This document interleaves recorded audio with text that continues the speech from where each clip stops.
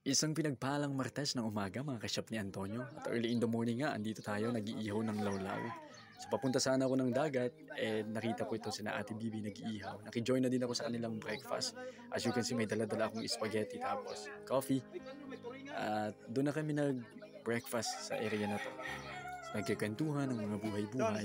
So just a simple life in the province na panigurado na mimiss din ng ilan sa atin na wala dito sa ating barangay.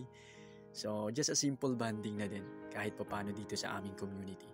Maraming salamat sa Diyos sa araw-araw na biyaya at grasya na pinagkakaloob sa bawat isa sa atin. So, sadyang nakakamiss balikan yung mga ganitong tagpo, lalong-lalo na pag nasa probinsya ka, na napapalayo ka, na napupunta ka ng Manila.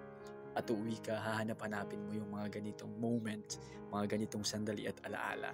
So sana mga kasyap ni Antonio ay nadala ko kayo kahit papano sa dimensyong ito nung nakaraang buhay natin. So maraming salamat.